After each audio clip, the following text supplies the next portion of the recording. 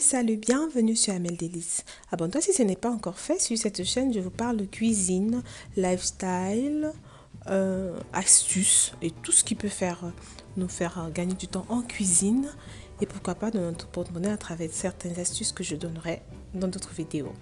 Alors aujourd'hui, je vais faire la viande du lapin. Le lapin est une volaille qui est très mal aimée parce que très sèche et pour certaines personnes difficile à cuisiner. Ici, je vous donne une astuce simple, pratique qui vous rendra la viande très moelleuse. Alors pour cela, j'aurai besoin du lapin. Ici, j'ai environ 1 kg de lapin. Environ. Et là, j'ai pris des oignons, non pas des oignons, des échalotes avec du poireau, de la tomate, un tout petit peu d'huile de cuisson. Alors là, j'ai de l'ail et du thym et des olives dénoyautées. On pourrait également mettre de la carotte à la place des olives ou mettre les deux aussi en même temps. Alors en fonction de mon repas, vu qu'ici j'ai accompagné avec du riz, j'ai fait des grandes portions si on peut dire ainsi. Mais si par exemple c'est pour faire avec du bouillon comme des pommes de terre, on peut découper plus petit.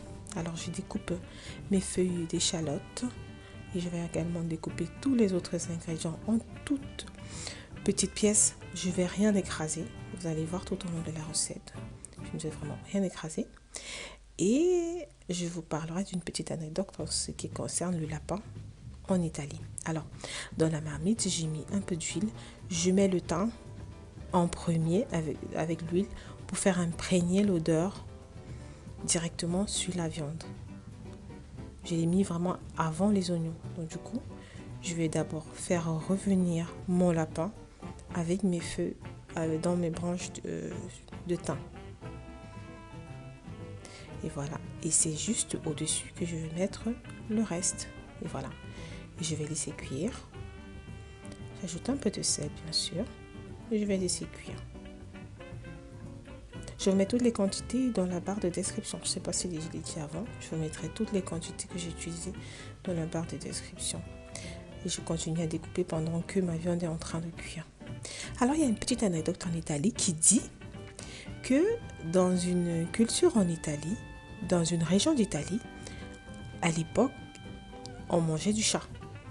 Et vu que le chat ressemble étrangement quand on a enlevé la peau au lapin, alors pour que les usagers ne se fassent pas burner, quand on vend le lapin en Italie, on le vend à moitié. Ça veut dire quand vous achetez, si vous n'achetez pas un lapin entier en Italie, on vous la vend de moitié. Moitié, ça veut dire on coupe. À partir de la tête, il y a une portion de la tête qu'on coupe, qu'on laisse et qu'on vend ensemble. On ne vend pas le lapin par cuisse comme par exemple on retrouve en France. Tout cela, c'est parce que à l'époque, il y avait des gens qui pensaient qu'on les vendait du chat à la place du lapin. Je dis bien, ce sont des anecdotes, des choses qui se disent. Je ne sais pas si c'est vrai et je n'ai jamais vérifié. Alors, on continue la cuisson. On va bien remuer. Pour cette première partie de la recette, on va mettre quand même à feu vif. Et ensuite, on le fera à feu doux. Alors, dès que j'ai essayé de bien dorer dans toutes les parties de mon lapin, je vais mettre la tomate au-dessus pour laisser cuire. Il est à dire que le lapin est une viande blanche, alliant un goût délicat et avec plusieurs qualités nutritionnelles. Cette viande a tout à fait sa place dans un cadre d'une alimentation très saine parce qu'il y a très peu de gras dans cette viande. Elle est pauvre en matières grasses, source de vitamines, de fer et permet aussi de lutter contre l'anémie. Elle est surtout riche en protéines animales. Alors, le lapin se cuisine très facilement et se marie avec plusieurs aliments. Vous pouvez également ajouter des carottes, du haricot vert, du petit pois, en fonction de ce que vous voulez.